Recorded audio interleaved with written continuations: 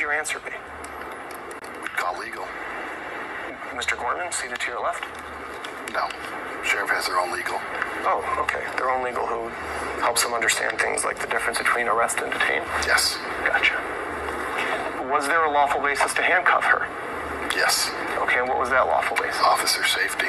Here, Lieutenant Milazzo has just confirmed not to know the difference between an arrest and a detainment, an occasion in which, if they need help, he indicates they just go ahead and call the office's lawyer to help them. The question remains then, how can someone work 27 years as a police officer and not know the law? Did you have any reasonable suspicion that she was committing a crime? We had reasonable suspicion to ask her what she was doing and why she was doing it, just to get who she was and why. You and I agree on that you had the right to ask her whatever you wanted to ask her. Did you have the right to put her in handcuffs? Officer safety. For the security of the officers, yes. Okay. What made her a threat? Her refusing to give any information that was requested of her. Was she legally obligated to give that information? When an officer has asked her for security purposes to give her identity up, yes, we do have the right to ask for an identity of somebody for our safety. 20 years of service, and Sergeant Larson believes that she's not safe unless she runs your name. Not the kind of cop I would like to encounter if I'm being pulled over. Have you ever heard of something called a Terry search or a Terry frisk? I have. Okay, what is that? I'm not going to say exactly. I don't know the law. Okay. Seeing how she has no clue of anything related to law, Samantha's lawyer then decides to make up a hypothetical scenario to further prove his point on how wrong the arrest was. Police officer goes over to somebody on the street. Let's call the person Mr. Plaintiff. Okay. Police officer goes to Mr. Plaintiff and says, hey, let me see your ID. And Mr. Plaintiff says, no. Is the officer now allowed to put Mr. Plaintiff in handcuffs and detain him? I object. It's a hypothetical. It calls for speculation. Yeah. You can answer. Okay. I do believe, yes, for officer safety, they do have the right. Doesn't there have to be reasonable suspicion that the person committed a criminal offense or violated a law? I don't know the law exactly. At least we saw so far how Jennifer takes responsibility and accepts that she doesn't know the law, in big contrast to her lieutenant, who instead pretends not to understand any of the questions the lawyer asks and makes fun of the situation. If you could go back in time to the day that you arrested her, would you still arrest her? So you're asking me if I can go back in time? Yeah. I don't know how I could do that. Okay. Did you understand my question? I did, and you're asking me to suppose whether or not I can go back in time. I can't. So you can't tell me if you would still arrest her? I can't tell you what would happen on that day if I went back in time, no. Okay. Is this an attempt to be funny? Not a bit. Are you trying to answer my questions? I'm trying to answer your question. You really can't figure this out because you can't wrap your head around time travel. I'm That's what you're saying? object again. I'm going to object. It's getting to be harassing again. Is this what the question is? Hypothetical time travel backwards? Is that really how you interpreted the question? Is that what you're asking?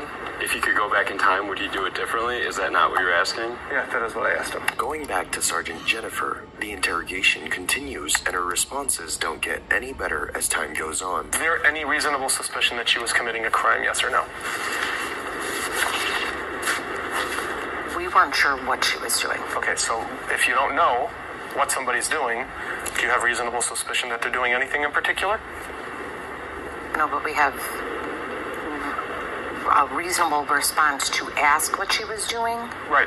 Agreed. You could ask her what she's doing. And when she refuses to answer, are you now allowed to detain her?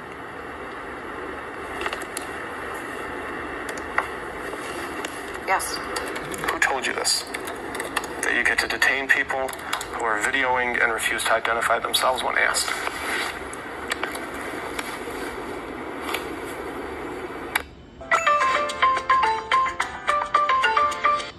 Yep. Bro. That is a Cook County sheriff. Alright. Been on the job for years. These people don't know the law. They don't know the Constitution. They don't know. They took an oath to uphold the Constitution and don't know it. These are the people that they tell you that are out there to protect you, and they don't know the law. How could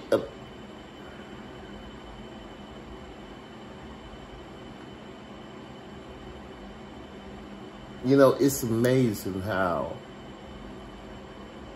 these politicians and this TV and this radio and these stupid people that you listen to, right, will have you, like, in fear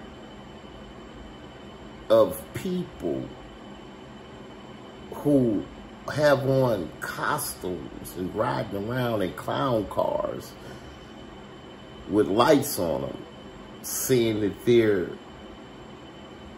law enforcement, and they don't know the law. We're dying because you're stupid. We're living in drug-infested war zones because you are deciding to be stupid. It's your fault. They don't know the law. You can read it, then you can do something. The same way I read it. These people get these jobs. They're stupid. They don't know the law. If you say that they do, you're an idiot. You're a fool. If you think that any police knows the law, you're a fool. You're an idiot. It takes a lawyer 7 years of college. He has to pass the bar exam in order to practice the law. You graduate high school. You hang out in the street with your friends or whatever till you're 21. You go to the police academy. You in there for 6 months. You go on the street with a gun talking about you law enforcement and don't know no law whatsoever. You're insane. All of you all that are in these police cars, you're insane. All of you all that have on these costumes and saying that, oh, I'm a police, you're insane. You're insane. You're crazy. Understand that. You know you don't know the law. But you think this qualified immunity is going to save you. It's not anymore. It's over with. C197-36715 L-ROAL. Qualified immunity is over with for every police on my land. It's over with. It's up. People are no longer going to trust you because you don't know the law. Everyone heard it. You don't know the law. You are evil and out here committing treason, genocide against us, using 1866 black codes and 14th Amendment artificial persons, and you ain't getting no more qualified immunity for your black codes. That's over with. All of us are protected under Title 18, 8, USC 1324. All of us. All you police and all of you fools that support them. You're idiots. Understand, you're idiots. You're treasonous, genocidal maniacs. I don't care what you say. Understand that. That is the face of someone. That right there. She proved that you all are all idiots. Genocidal, treasonous maniacs. That face.